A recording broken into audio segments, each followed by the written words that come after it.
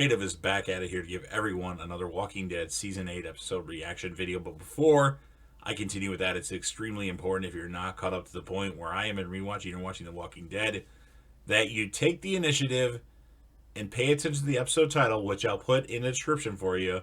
If that's the case and you find out that you're not caught up, I suggest, and so does everybody else, do not watch this video to avoid any potential spoilers. This is going to be The Walking Dead Season 8, Episode number 2. The title of this episode is called The Damned.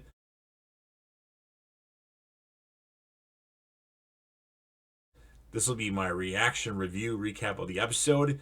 And I've seen the episode many times. It's one of the most memorable episodes of The Walking Dead for something that happens in it.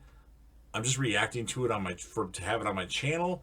And I'm also doing my reaction due to the fact that they announced that season 11 of The Walking Dead is going to be the final season of the main Walking Dead show. Hard to believe. Probably not the end of the Walking Dead story, but that's going to conclude the main series, we think.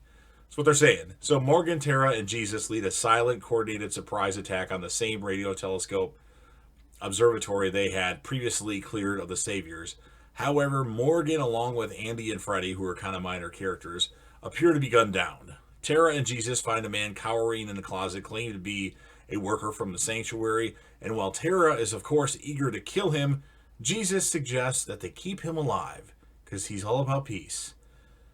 However, the man, of course, turns on them and threatens to kill and shoot Jesus. I should say shoot and kill Jesus. Tara and Jesus end up overpowering this gentleman and tie him up. They later find the remaining Saviors, who voluntarily drop their guns. Now Morgan, who we thought was dead, but he was only stunned and unconscious, wakes up and vengefully kills any remaining Saviors on his way out of the building. So he goes through like this corridor and corridor. He kills like 7 or 8 guys. It's like a 007 mode. Morgan goes in super clear mode, and then he gets outside, and that's when he sees like all the Saviors that are surrendering, and Jesus like, we got this. And Morgan, of course, looks like he wants to kill every single one of them. Pretty crazy shit. This isn't necessarily in order, by the way. I'm just kind of going by each place that they're at. And then we have King Ezekiel and Carol, who command their forces to a Savior pharmacy lab with only one Savior left. It's just one, come on. They try to shoot him, but they only wound him, giving the guard the chance to set off a smoke bomb and unleash the walkers that have been trapped within the building. Now, Ezekiel's group readily dispatches them, but the guard has escaped, and they fear he might reach a nearby Savior stronghold to warn them. And then they end up finding a trail of blood and determine that he is moving rather slowly. And they also discover a walker with its skin ripped off, and Ezekiel becomes curious as to its fate. And then they eventually catch up with the man, and Shiva mauls the man to death. So Shiva shows up with like the other kingdom group that they have, or that they sent somebody to go get, and arrives with Sheila. So that guy gets killed, and then Ezekiel rallies the troops to take the nearby Savior stronghold, despite the fact that the Saviors know they are coming with this particular thing. And then, of course, another place that they're at, not them, but another group, Aaron and Eric lead the assault on a warehouse where many Saviors are held at. Francine dies, and she was one of the people that were at the construction site when Rick's group got to Alexandria that Abraham saved, as she got shot in the chest, so she's done. And then some of the Saviors attempt to flank them. Eric takes a risky move to move around the cover and stop them. The firefight is proacted, and the Saviors realize it's too late, and the goal is to wait out the deaths of the first victims to reanimate into walkers as to attack the remaining Saviors within. And that's exactly what happens. The main leader of that Savior outpost or wherever place that's called, she's holding up pretty good. And then the people that have been killed eventually reanimate, and one of them kills her. Pretty brutal. And then as the fight dies down, Aaron finds Eric has been shot in the stomach and races him to safety. And using Aaron's distraction, Rick and Daryl sneak into a town hall where Dwight's info said that heavy machinery guns are hidden somewhere in this particular building. Rick desires to capture these to prevent the Saviors from using them to clear the Walker horde. Finding the place empty, the two split up.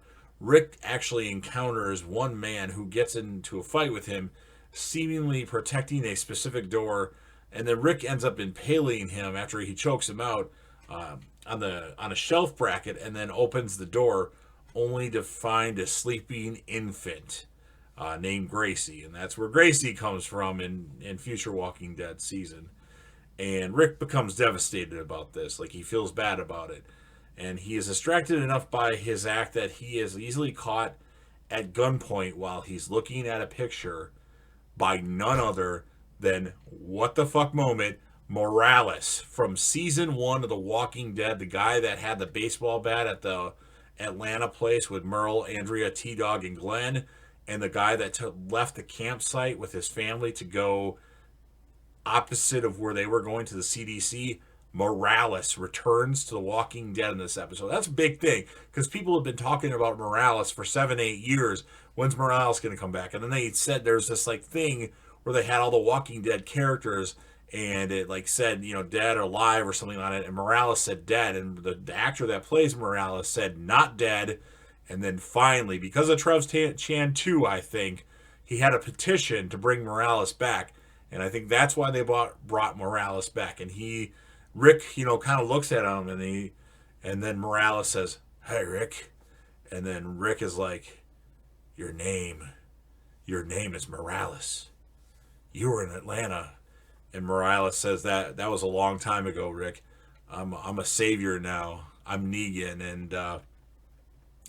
And then the episode shows a bunch of people's eyes, and then it shows like Morales about to, you know, gets the gun ready to pull the trigger, and then the episode ends. So pretty memorable episode, I think, because of the Morales return, which I think set the Walking Dead world on fire. Well, it set the Walking Dead world like crazy for that. And that episode actually wasn't spoiled for me. Some people it was. It didn't get spoiled for me. I was like, holy shit. But I sense he would come back at some point in time just because we didn't see a conclusion to that character.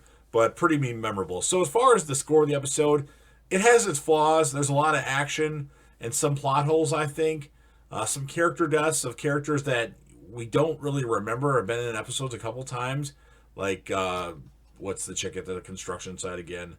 That would be, what's her name? Now I'm drawing a blank. It's Francine or something like that? Yeah, it's really not important at this point. Francine, yes. And then you have, it looks like it was Andy, I think. That's the guy that when Rick got to the hilltop, he was the one that came back with the guy that started going psycho and stabbed Gregory or something like that. So that was, it's a memorable episode. My score of the episode, I'm going to give it an 8.6 out of 10. It was good. It could have been a lot better. Morales coming back was a good reason why I gave it such a high score. And Morgan was amazing. So Morgan is the character of the episode for his 007, his spy moves, and his freaking clear mode. I wanted to give it to Morales, but he really didn't do anything except pull the grunt on Rick. So you've heard what I have to say. Now it's your turn. So if you're a fan of The Walking Dead and you like this episode from season 8, The Damned, go ahead and smash the like button. And even if you're a Walking Dead fan, maybe not the biggest fan of this episode, but still enjoy it to a certain degree, smash that like button. And if you haven't smashed it yet, smash it now. If you know anybody that would be interested in this, share the video with them. Don't forget to leave me a comment in the comment section. Now, in that, you can talk about your favorite episodes, your favorite characters, or least favorite episodes, or least favorite characters. Or tell me about this particular episode. What did you think? Your score of the episode, your character of the episode, your favorite moment. Whatever you have to say, leave it in the comment section. I'll respond to all the comments. And, of course, last but certainly not least, don't forget to hit that sub button, subscribe to the channel, join the team, show your damn support, and be a part of something special. And JDev will return.